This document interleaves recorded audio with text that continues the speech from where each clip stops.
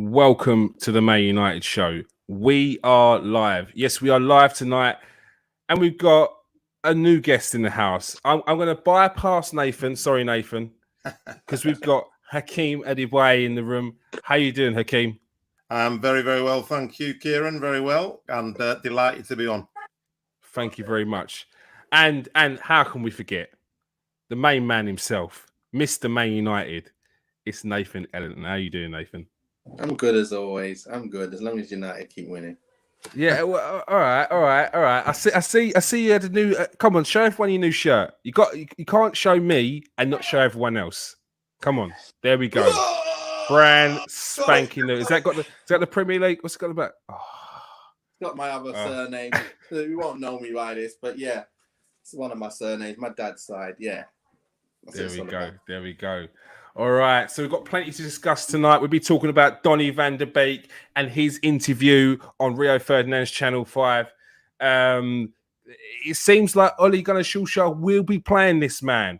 But as a football fan in general, I'm hurt that I didn't get to see much Donny van der Beek last season. But there's a chance we could this season. We'll be discussing that. We'll also be discussing the man himself, Cristiano Ronaldo. As you've seen, anyone on Twitter, unless you've been under a rock today, he is home. He's home, he said. I mean, once again, football fans around the world will be clambering for a live stream because the Premier League has stolen everyone's chance of seeing the GOAT live. So we either get to watch it on Match of the Day or you got to find a stream somewhere. I'm not condoning illegal live streams, but I'm going to be watching the game. Put it that way. All right. We've also going to be discussing a little bit on Diallo. He didn't get his loan. Was that right? Is he better off staying at Man United and progressing through the youth system, or should he have gone on loan to get game time? And of course, Jesse Lingard, he's not going to be signing a new contract at Manchester United, so it's going to be bye Jesse Lingard at the end of the season. But I mean, it's good. It's good for England, and it's good for Lingard. We saw what he could do at West Ham in the second half of last season. So for me, I think it's best for Lingard. But we're going to be discussing that as well. All right. Let's get this started. Nathan, an interview the other day with Donny van der Beek, which I was so shocked about. Not that he said anything shocking. It's just you don't really see footballers that are playing now do interviews like that, like so open, so candid. But it was good. It's a breath of fresh air. Maybe it's because the Dutch, I mean, they're very open, and also the Germans are very open when it comes to doing interviews. So maybe it was that. But yeah, it sounds like he's a lot happier at Man United now. It sounds like he's spoken to Ole Gunner Solskjær. And one of the key terms that came out, one of the key phrases that came out was trust. He seems to have trust in the manager, and the manager has trust in him. Are you excited to see a bit more Donny van der Beek this season? I've been screaming out to see him from last season. We know what he can do on the ball. We know he can move the ball quickly, and that's what we need, especially in the first 2/3 of the pitch. That's not happening for us. It's very slow, cumbersome. So we need to get someone in there that can do that, and he's the best in there to do it. So why not play him? I understand why he didn't play him, and that's more to do with needing cover, more of a defensive kind of player, someone with legs to run around and kind of cover for Maguire and Lindelof last season. But that's not the case this year. So hopefully we're going to see a whole load more of him, because when I saw Matic and Van der Beek in pre-season against Everton, it was just, it's just showing us what's to come and what can be, possible with this Man United side. So I'm really excited to see him get involved at some point, hopefully Saturday. Mm-hmm. Hakeem, who do you see him taking their spot? Like, who are you dropping for Van der Beek? Well, I think that I'm going to be dropping Fred. Yeah, I knew he was going to say that because no one got to see this before yet. But I don't know where Fred got mentioned. It might not have even been mentioned. But Hakeem jumped and said, if I don't see him again, I'll be pleased. So it's like, it was clear. And because Fred, actually, if you look at him at Shakhtar, he wasn't a defensive mid, was he? So stuck him in as a defensive mid. He hasn't got the quality on the ball. He gives the ball away probably more than any player I've ever seen. I actually want to see his passport because I don't believe he's Brazilian. There's absolutely no way that guy's Brazilian. Yeah. So as Nathan was saying, Donny van der Beek is going to control the ball. He's going to pass it around. He's going to move the ball quickly. And I think as a Man United fan, because we haven't got a proper stellar defensive mid, we have to think about the way we play. And therefore, we need to start dominating more and start worrying about, we've got to cover the back four. And I think now that obviously Luke Shaw has turned into like, I don't know what's happened to him. I don't know what he's been eating. And then obviously you've now got Varane, who just looks absolutely quality. He's going to make interceptions and he's going to change Maguire's game. So I don't think we need to worry as much about covering them, and we need to start dominating the ball. So I'd see him taking Fred's place all day.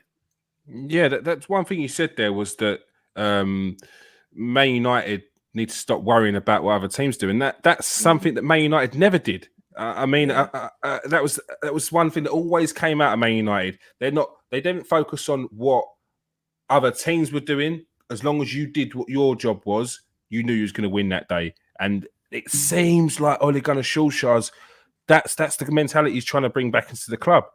Wow. So just to mention on that before you carry on, I used to chat with Rio every day at school because our kids used to go to the same class, be in the same class.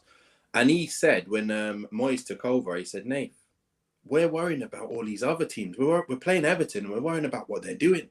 When I was under Sir Alex, we didn't ever think about the other teams. We just thought about what we're going to do and how we're going to destroy them. And that's the difference, isn't it? Exactly what you're mentioning there. That's exactly what we need to get back to our winning ways. 100%. And another thing that Donny van der Beek's got with, especially with Hakeem saying that potentially take over from Fred, is Ajax breed all-round players.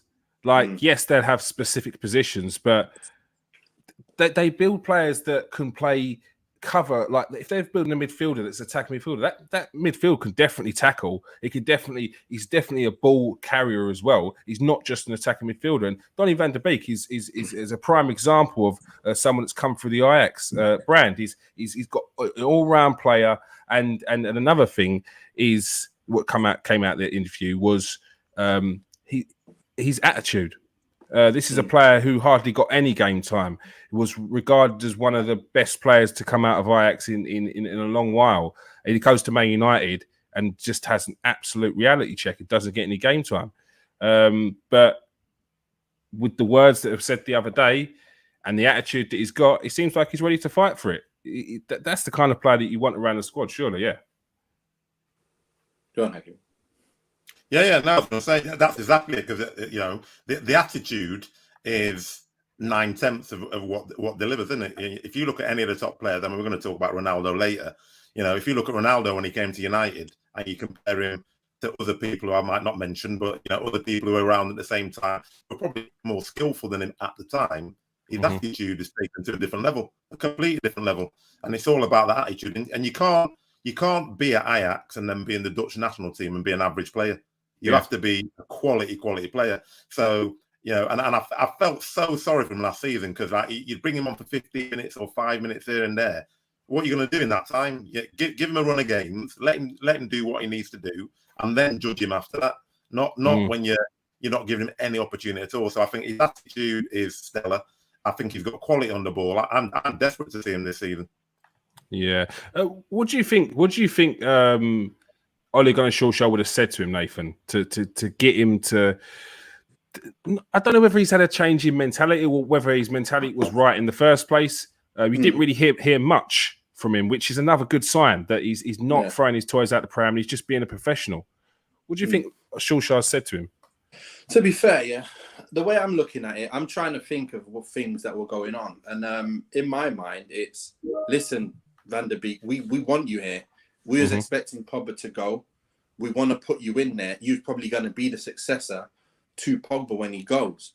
And that would have been your position. But at the moment, he's still here. Obviously, it makes it a bit harder for me to give you as much game time as you would like. But listen, you've got 5 years. We signed you on a 5 year. Pogba's going at the end of the season, but I will give you more minutes this season, and then next season that position will be yours. Hopefully he's saying that because he didn't let him go. He could have gone, and he didn't let him. He said, no, we want you here. So I'm thinking that that's the case. It's the same with like Pogba's getting shipped around in every position because Bruno's taking his spot. And now you have to fill in Pogba somewhere. Now, Pogba's now taken Van der Beek's spot kind of thing. Not taken, but he's still here. So he's taking up the spot that Van der Beek could have had. And that's why it's kind of like, well, I've got to play Pogba, don't I? I've really got to play him. Got to play Bruno. Can't play Van der Beek as well. Can't play all three of them. I've got to get some kind of defensive-minded player, only defensive. And that's where the problem is. He thinks he needs an only destroyer. And to be fair, Fred and McTominay together, they do a job of protecting the back. But I don't want to see it. No one wants to see it this year. Simple as that. So who are you bringing in Van der Beek for then? Me? Yeah. I'm saying I want to see a defensive midfielder and then Van der Beek. But obviously it's going to be Matic for now because there's no one else. I think we still need a defensive-minded player who's going to just sit there and then Van der Beek. And then at the moment, because Rashford's not playing, just put Pogba up on the left, let him do whatever he wants, free roam. And then you've got Cristiano and Sancho and Greenwood to fight it out. Again, Greenwood doesn't deserve to get dropped. So then what you got? You got Sancho who's just come in. He doesn't deserve to not play, having come for, such a big signing. So you've got, a headache there, but that's what you want. Yeah, definitely. Good headache. Hakeem, what's your midfield three? And is Pogba in that? That's a difficult one, that, isn't it? So, obviously, Bruno's there, guaranteed. You're going to have to pick Pogba on his current performance. The issue is that I would drop him very quickly if he starts doing what he normally does. He has 2 good games, then he has a terrible game, then he goes missing for 4 games, then he comes back with a stellar performance. So at the moment, definitely got to have Pogba in there. And then you're going to put in, I think you're going to have to put Greenwood in because someone has to make way for Cristiano. You can't play anyone up front if you got Ronaldo. So I'm putting Greenwood in there. In the midfield? Well, the midfield three. Yeah, because, all right. You can't put Greenwood in the midfield three. Well, you can. Not. You can. Of course you can. It's my team, innit? I can put them anywhere I want. Are you just trying to cram in as many of your best players as possible? Are you? If it sounds like you're picking a dream team like I pick. Wow. Well, yeah, I am. All right. So, Greenwood. I'm just trying to think. You got to have Pogba because it depends what formation you're playing, innit? Because if I want to hear your full 11. Come on, give us your full 11 now. All right. So you've got Varane, obviously. You've got the back four picks itself. Then you got Wan-Bissaka, you got Varane, you've got Maguire, you've got Luke Shaw on the left, obviously. Then you got Pogba. I don't know where I'm putting him. Anyway, I'll start with you've got Bruno there. You're gonna have to. I would put Van der Beek at the bottom of a diamond, kind of. I'll then put Pogba in there. You've then got I'm Greenwood on the right. I'm putting Pogba on the left. I've already got Bruno up there. And then I've got go on. Ronaldo up front, of course. Yeah, obviously. then you got Ronaldo. And I'm thinking, to me, that's going to destroy most teams, to be honest. And then, so you're not playing Sancho and you're not playing Rashford, basically. I'm not playing well, Rashford's injured, so he's out of the game. And actually, I think Sancho is a Solskjær type player, as in he's a super sub. Anytime I've seen him playing the full game, he doesn't. I don't think he's got what he's needed at this level to play the full game and make the impact. Bring him on when legs are getting tired, and he'll destroy teams. Sancho, I think I would probably replace Sancho for Pogba once Sancho gets up to speed, because the first few games he looks a bit tentative, he looks a bit nervous. Pogba's on absolute fire, so you just want to put him in and to bring on someone. If you can bring on if you can bring on Sancho and Cavani when people are getting tired, you're just thinking the team's just getting stronger. I mean, I'm so excited. Then you've got McTominay to sort of help out if you need a bit of solidity. I wouldn't play Matic because I think his legs have gone completely. Yeah, I mean, every time I see him now, people are just running past him. Walking past him. Yeah, exactly. Yeah, it's not a bad team. It's not a bad Interesting, team. isn't It is interesting. I'm surprised. I'm surprised Sancho doesn't get a start. Yeah, I think. Thing.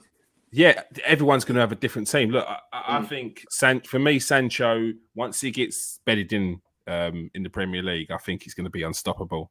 I just think he's just got to get up to pace, and yeah, because he had it at City. I was speaking to. It's my turn to name drop. I was speaking to Fabrice Muamba, who was a coach at Man City, and he was coaching Jadon Sancho. And he said everyone knew that Jadon Sancho was going to be a player. It was just Jadon Sancho didn't believe that he would come through at Man City, which is why he left. So yeah, and you can still see that now. I just think he just needs to get up to speed. German league's a different league. I'm not going to put down German league. I still think it's a good league. I just think different pace. It's a different animal, the Premier League. And once he gets used to that, I think he's going to be an absolute world beater. We did speak about Cristiano Ronaldo. Where does he start for you? In that Cavani role? Left, right? Is there no other option? Is it just in that centre? Who is it? Where is it, Nathan? You know what? I've got thoughts in my mind that Ole's going to play in two positions. And that's right up front and left of the three up front. Because I'm thinking about it. I'm thinking if he's going to play Sancho, he might want to play him on his right, his favoured position. Greenwood, his favoured position is up front in the middle now. And then you've got Cristiano, who actually likes playing off the left. Off the left, not on the left wing, but off the left as a free up front. And he comes in and gets his shots and does whatever. And then he obviously letting Shaw overlapping and getting himself in the box. I can see him coming off the left. I can see Greenwood playing off the left. The great thing is all three of them can interchange. They can actually start anywhere. And do this left. This left just seems like a vacant role for anyone that's just like Pogba's been there. Ronaldo might play there. Rashford, Greenwood can go there. Sancho can go there. Is anyone going to take that spot as their own, or is it just Rashford, isn't it? And Martial, we're not even mentioning Martial. We'll get on to Martial.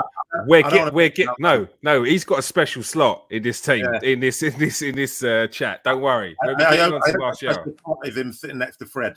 In a taxi. He needs to get a shower and sit inside the changing room because he's not doing the job. Someone needs to have a word. So you see, do you not think his legs have potentially gone? Ronaldo's? Who, Martial? No, Ronaldo's on that left. No, because remember, we're not saying no flying winger here. You're saying get hold of the ball, 1-2s, cut inside. I watched his goals from last season. He's still like jinking in between players and doing 1-2s with players and getting in and around the edge of the box. He's going to score. He's just got that tap, bang. He can just hit it from anywhere around them areas. So you don't need to be that player who you're thinking about back in the day, left wing. I'm talking, he can come off there. He can come from the left, cut inside and be more in the middle. You don't have to be stuck out there. True. Hakeem, and you don't have to run back either.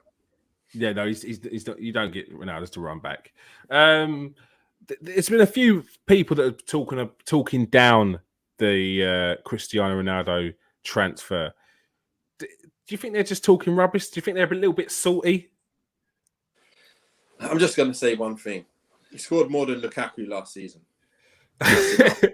That's enough. That's enough to say. Lukaku's on fire. He's a beast. He came in, made everyone look like children in the playground in that game against Arsenal. I'm sorry. No, all right.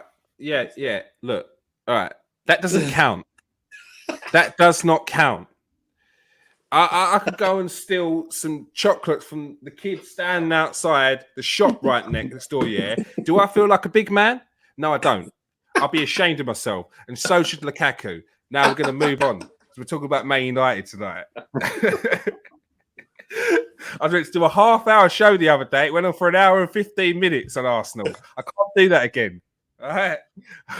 Hakeem, do you think that Cristiano Ronaldo had a big impact on Man United this season? Yeah, that most definitely. Is he going to be the man that takes us to win the league?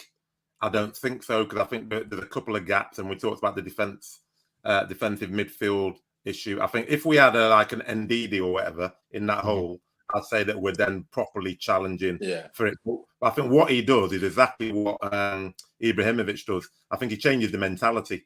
Because if you look at Pogba playing with Ibrahimovic, he was a different kind of player because Ibrahimovic demands a certain level of quality. And I think that Ronaldo does exactly the same thing. Ronaldo is not going to let people be misplacing balls and not running around. He's going to demand. So he's that leader on the field that you really need. So when we're struggling, because Solskjaer struggles, it seems to me, when things aren't going well, he's not sure what to do. When you got Ronaldo on the pitch, you remember Ronaldo from the Euros when he was injured. Yeah. Just tell you, calm down. He's like, get out of the way. Exactly.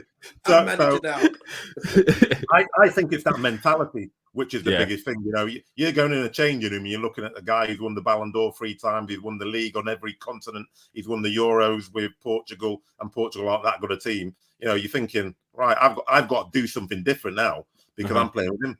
You know, I think it's going to make a massive difference to everyone. And, you know, when you add into Varane, you're talking about you've got elite level players. Serious mentality. Yeah, exactly. So I think it's going to make a difference. You know, and then as Nathan said, you know, because I wasn't a naysayer, but I was thinking, oh yeah, we're going backwards. But then I saw those 2 goals he scored, and then when you think, actually, just look at his stats. He scored more goals than Lukaku, and you're thinking, and everyone's talking about Lukaku like he's the best thing ever, but Ronaldo still scored at 36 more goals than Lukaku. So you're just thinking he's going to give us goals and he's going to give us the mentality. So I think it's a game changer. Yeah, we were speaking about that previously because there was a lot of people coming out and saying why bring him back? He's going to kill the development of someone like Mason Greenwood. But I don't know if anyone saw the tweet that Jesse Lingard put out where Jesse Lingard, as a kid, is standing next to a young Cristiano Ronaldo. And I feel like that's going to have a similar impact with Mason Greenwood.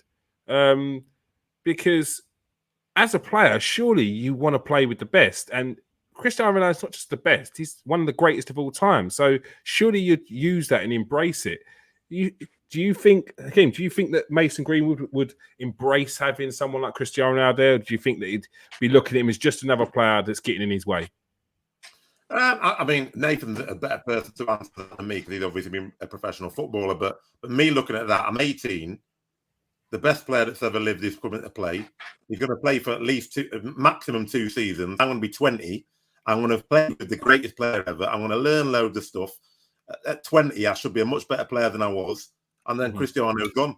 So at 20, I'm going to be the Man United forward for the next 10 years if I want to. So I think Greenwood should be looking at that. And I think he would look at it because, to be honest, you know, before Cavani came, he was only getting a game. We didn't have anyone who's consistent. So I don't think 2 seasons ago, I don't think Greenwood was thinking, oh, yeah, I'm going to be in the United first time holding down a 13th place. You know, 18, it's just circumstances have led to it. So with Cristiano coming, I don't think any players, unless you're like 28, like if you're Cavani, I'm sure Cavani's thinking, bloody hell, why is he coming? Because, you know, he's at the end of his career. But if you're right at the beginning of your career, you're thinking, hang on, I've got Cavani here, I've got Cristiano Ronaldo here, and I'm going to be playing with them. I would be biting your hand off. Yeah. True.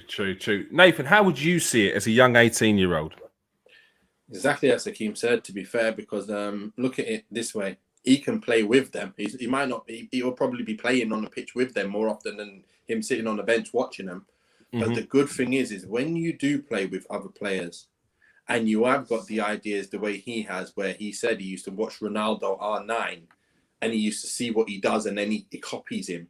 That, in my mind, just brought me back to how I felt. But the thing is, when you're on the pitch and you're training with these guys, you see these little things that they do. Like, you don't realize it until you're in it and seeing it. Like, wow, he did that. I didn't even know you could do that on the pitch. You know, I'm going to do that from now on. You just don't think of certain things.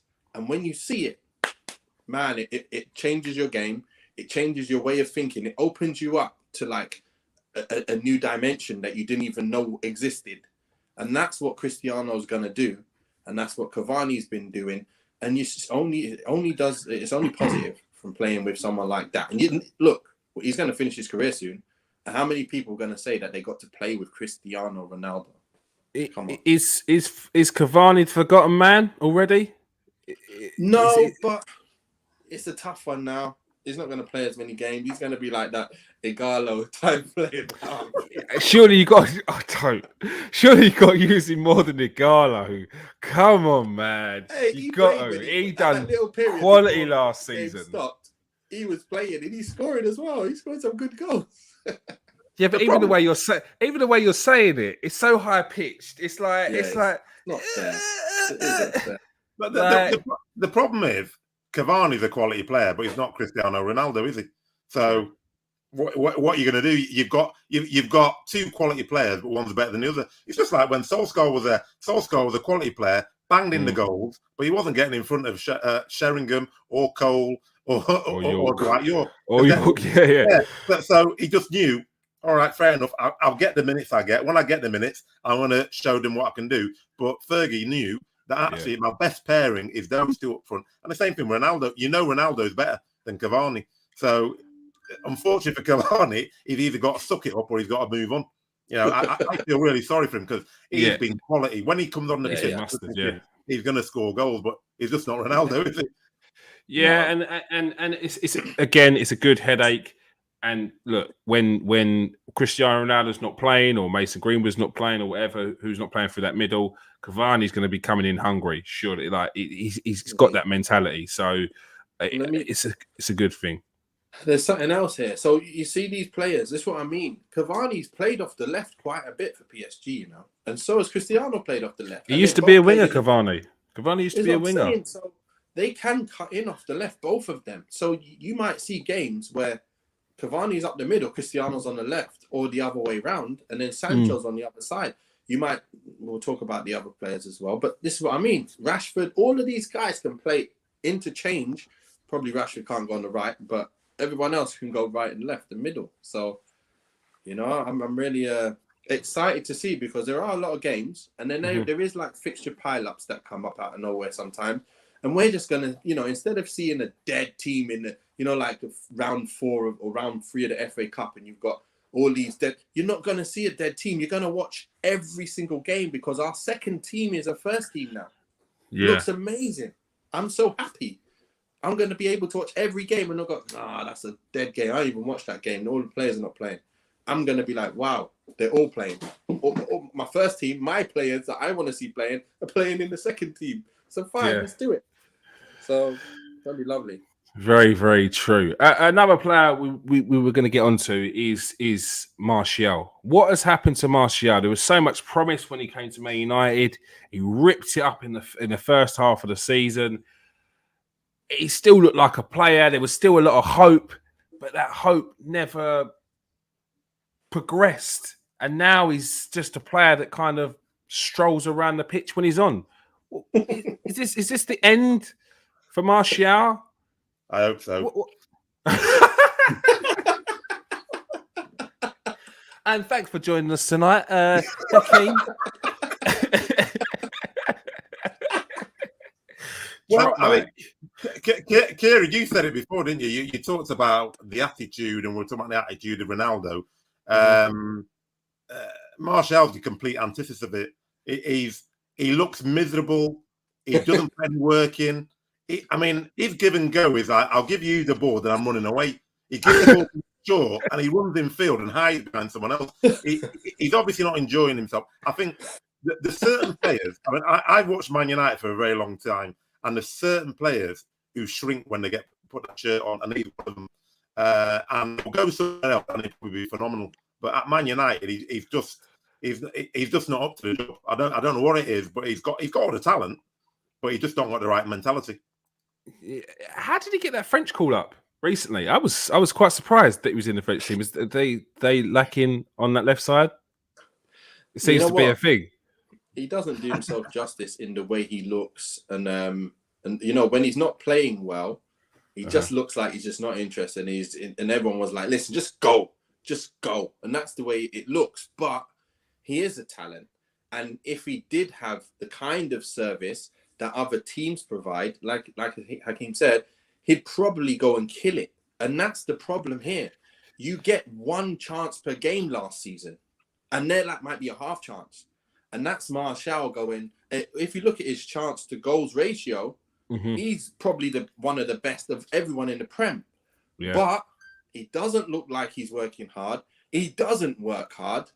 Both of them. He doesn't look like it, and he doesn't. And, but when he's in front and he's on it, he can kill anyone. So this is what's his best position? What's his best position? I think it's in the middle, because I think everyone's found him out on the left. He's not got a left foot. So although he runs at you and he scored that great goal against Liverpool when he first came, they didn't know what he was going to do. So he's come, cut in and scored. But you see, if you put him down the left, he'll just cut back and pass it with his right foot, or cut back and then try and cross it with his. You know exactly, just like Dan James when he was on the right. You knew he was just going to push it. Even with the pace he's got, you already got a head start on him. You just win the ball. That's all you do. And that's what's happening with Martial quite a lot now off the left. When he's in the middle, he's got options. And he looks a bit better. But it's still not good. You've got to play your way into that position. And if you're playing on the left and you want to play in the centre, you've got to play well. Speak to the coach. Tell him you want to be a forward. But you've got Mason Greenwood there, who's playing on the right, playing up top. And wherever he plays, he's looking sharp. You've got Cavani, who's just chomping at the bit to get on. They've just flown in Cristiano Ronaldo. He's got a sucker punch in the stomach, but he will still go for it when he gets on. Rashford, injured, will still come on and try it. There's not really any excuse anymore. Look at the players he's got now around him. Pogba's flying. Bruno's flying. Donny van der Beek's like a new player. Yet Martial, what? We have to mollycoddle him? What do we do? I say we. I feel like I'm part of this now. What do you do? I'll tell you what you do. You put him on the same bus that we put Dan James on. That's what you do. No, seriously though, actually, not all joking aside, I think he'll probably do all right at Leeds. Yeah, but he's better than Leeds. I think he'll do a good well at Spurs or somewhere like that. Really he's Spursy. In fact, he's very Spursy. No one wanted to mention Arsenal in there. Lost the French connection now. We'd make him even worse. As a striker. He's not young enough for Arteta. Arteta likes 15-year-olds, isn't he? He will get us out of this slump. Now, back to the business. All right? Get back to business. It's the Man United show. All right? The Arsenal show's on Tuesday, and I'm still hurting from it. All right. So, Diallo, not get the mention. Again, it's the same situation. You got players everywhere. The choices in abundance. Is Diallo's development halted, Nathan? As a youngster, this is about the time he needs to start getting game time, and he's sitting on the bench or playing under 23s. Is that going to help his development? Yeah, but I think he'll be featuring quite a bit in some of the cup games, and if we can go on a good run, he'll be featuring quite a lot in these games where he's gonna be playing with a lot of the better players as well now. Like we said last time, I think the best game I've seen him playing was the Wolves game away, last game of the season. He was on it. He just wanted the ball and he's touching it and just waiting for people, luring them in, pop, move. And I was like, wow, this is what I want to see, because Mata was playing with him, Elanga was playing, even Dan James had a good game that game. So I'm sitting there going, you know what? We need to see more of Ahmed. And this is what we're going to see this season, I think. He will get them minutes, probably more than he got last season, funnily enough. He's probably going to get a position on the right, because who else plays on the right? Sancho plays on the right. Greenwood can play out there, obviously, if they take his striker position. But what you think, if Greenwood's starting first team and then you got a cup game, who's going on the right? Sancho will be on the right first team, Greenwood up front in the first team games. But then the other games, you got Diallo who can come in on the right. And then you got Rashford or whoever can come on the left, Martial come in the middle, Cavani come in the middle or the left. So you've got these players who can come left or middle, but you haven't really got too many that the actual preferred position is on the right. So I think he might get enough game time. He definitely got the ability, and he's going to be playing, like I said, with such good players. It's going to bring out even better in him. That's what I think. I don't think he's got too much to worry about. Hakeem, do you want to see more of Diallo? Have you seen much of him so far? I've seen, obviously, you've seen his show reel, but everyone looks good on a show reel. Mhm. And then I've seen a little glimpse of him when he came on, and he obviously played in the Europa League as well, and he looked quality. So I think the biggest issue is that nowadays, I don't even think it's the young kids. I think it's the fans. If they see someone talented, they think, oh well, he needs to be in the team. You know, if you go back to people like Ryan Giggs wasn't holding down the first team place, and he wasn't complaining about it, and everyone once said, oh, he needs to be playing every game. He was coming on, he was going out. Fergie used to nurse people through. So then when they got the first team football at 21, 22, they were quality. They could take the crowd. They could understand how the rest of the players played. And that's why Fergie was just consistently churning through people. He wasn't saying, oh, I'm just going to have loads of, a really young kid there, even though I've got a better person who's played. So we're almost clamoring. You're 100% right, and I think that's more of a modern day thing, and I think it's kind of going a little bit more back that way. But do you think that the players, it gets to the players' heads? Some of these youngsters, do you think they believe their own hype too early when they're hearing the young fans saying you should be starting, getting in the comment section, you should be playing, you should be here, you should be there? Do you think the players are starting to believe that rather than being a bit more patient and humble? I think they do, but I think when he looks at who's in front of him, I think that's an issue when you're looking in front of you and you're seeing someone like Dan James. So last season, I would have been going absolutely. If I'm any kind of player and Dan James is getting in before me, then I'm thinking what's going on. But when this season you got Jadon Sancho in there, you got Green coming in, you've got to say, well, I've just got to have my time because they are quality players. So even if you think you're good, you know that you're not being replaced by someone who's average. I think there's less of an issue this season, as Nathan said. I think he'll get more time because if you look at it last season, Dan James gets loads of playing time, and he was so average. Even this season, he started. No, exactly. Neither could Nathan. Mad, but I forgot what I was going to say now.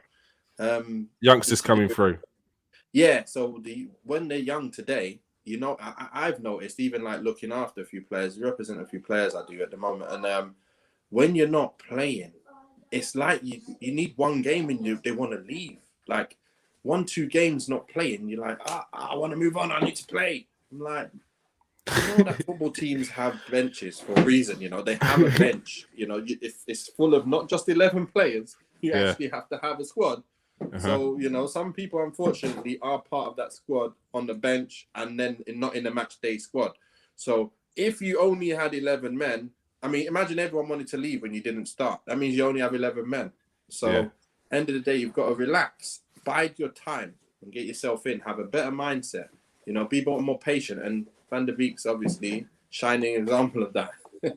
But players getting these kids these days won't even know about that though. Players back in the day being brought into squads at under 20 was like, whoa. I remember when Michael Owen got his call up to the England team, it was like, he's too young, 18, he's too young. This is a joke. This is child labour. Like it was like, just calm down, people.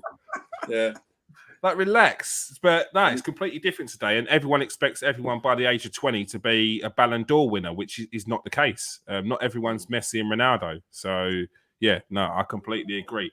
But on to this man here, Jesse Lingard. He's decided not to sign a new contract at Man United. His time at Man United is over.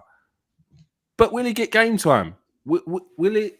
Has him not signing the deal? Is that basically essentially written off the rest of his time at Man United? What are you saying, Nathan? No. What it's meant is he's going to come on in the cup games, he's going to do a bit, and then he's going to leave at the end of the season and get a major deal where obviously the money that they would have paid for him, that's going to go in his pocket. He knows that he's going to get one big deal now, and that'll be him pretty much for the rest of his career. So why not wait it out and get a big deal at the end of the season on a free? You're going to be getting, hundreds of thousands a week just because you're on a free. So imagine West Ham want him next year. Instead of getting, let's say, 150,000 now, he could be on 300,000 or something like that at the end of the season, just because, or even more, and a signing on fee of a few mil. So that's the difference there that you're going to get for him waiting. And I know it sounds weird, isn't it? He's come back, he wants to play, and he's like, no, I'm not signing a new deal. I'm like, huh? Yeah, it's calculated. He done it for a reason. He done it for a reason. What he's actually doing, and that's what I think he's doing. Because the chances of Man United giving him another loan, they would have probably made him sign an extension on a year extension on top of that or something. And then West Ham were not willing to pay, was it 30 million for him with a year left, which is understandable as well. Especially when you know you can get him for free the following season. Exactly. King, do you see a role? Are you sad to see Jesse Lingard go? Do you think he could have more of an impact at Man United? I'm sad to see him go because I think he's been a great servant. I like the way he plays. I like his energy. Yeah. Obviously, had a couple of seasons where he wasn't on it because of personal problems. But every time he pulls on a shirt, you know he's given 100%. He's got quality. The problem with Jesse Lingard is, first, he had a lot of injuries. So he's like, every time he was just like coming to a piece of form, he'd get an injury, and then it always takes him a bit of time to get back in. And then obviously then Rashford and Martial were coming through. And I think we've just got better players than him. It's nothing to do with Jesse Lingard. We've got better options than Jesse Lingard all over the pitch. And I think, so I don't begrudge him going to, I was delighted to see how well he did at West Ham, because I've always like, it really irritated me actually that it wasn't Dan James who went out on loan. Dan James is getting so much player time, and you're thinking, well, Jesse Lingard at least 100 times better than him. So if you can play Dan James, why not play Jesse Lingard? Which is what I could never understand. But whereas now, I just don't, because I think Diallo is better than him, to be honest. From the glimpses I've seen, you've got Sancho, you've got Greenwood, you've got Rashford coming back. He's just going to struggle to get any consistent game time. So you don't, you have to begrudge him at all. I wish he could get more game time, but I just don't see where you put him. I've always liked him as a link-up player in and around very good players. He's a good player who can come in and just, keep things moving up in them areas and get on the end of things when people with the extra kind of, where they can see things like Bruno, they can find people like Lingard in space. But when he's the man having to find people, that's when it becomes a bit more difficult for him. Yeah, very true. Who takes the free kicks at Man United? I like Cristiano Ronaldo's technique, the whole all this, but he can't hit a barn door sometimes. And I say sometimes, I mean a lot of the time. I think his free kick ratio is about 0.002%. Like it's not great. It's not great at all. But can anyone actually take that ball away from him in and around the area? No. I can't. I mean, the thing is, Bruno should be taking the free kicks. Bruno should be taking the penalties, in all honesty. But I don't think he's going to be. I think because Ronaldo is Bruno's hero. Ronaldo is a force of nature. Once Cristiano Ronaldo puts the ball down, nobody's taking that ball off him. I guarantee it. And he's probably got it written in his contract. He has to take everything. Free kicks, penalties. I can't see anybody else taking them, even though Bruno should be the man. I can't see it. Yeah. Nathan, do you see Bruno, please? I mean, you did miss the last three, Cristiano. Can I have one? No? Okay. But I'm telling you now, Cristiano's pulling rank on them penalties and the free kicks. He's like, listen, I need my 20-plus goals a season, and most of my pet goals are going to be pens, so I'm taking these. And that's what he's going to do. And sorry, Bruno, you're going to have to wait till I leave. 2 years, mate. I can understand pens, but the free kicks will start getting frustrating. When you're watching a free kick taker, smash him into a wall, put him over the bar, like it's gonna get a bit frustrating. Penalties, I understand. You ain't taking penalties off, but free kicks. Cristiano, still scores ridiculous free kicks, like from in games where you need a win. Yeah, he's a game changer. It's a bit further out. I'll be putting my money on Cristiano to at least hit it with some power that it's going to reach there and it's going to cause some trouble for the keeper. I don't mind the close-up ones. I think, you know what, Bruno, you take the close-up ones. Or if Mata's on the pitch, Mata, you take the close-up ones. But anything further than a certain amount, Cristiano's got them all. Yeah, and I think that's the compromise you got to have. You got to have that compromise. Oh, it's slightly to the left. It's a bit further. Like, Yeah, you can have this one. Further out, bang, top corner. Yeah. There's a lot of hype right now. I don't know whether it's going to come to fruition, but it's the hope that kills you or me on a regular basis. Is this team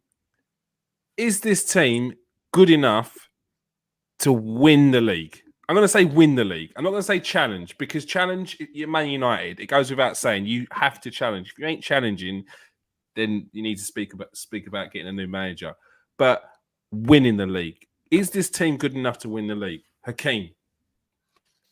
Well, yes, it is, without doubt. The way I always look at it is, if Fergie had this team, what we do with it? If Fergie had this team, we would dominate the league the next 10 years. Yeah. Because that last team that won the league that Fergie had was bang average, and we still won the league.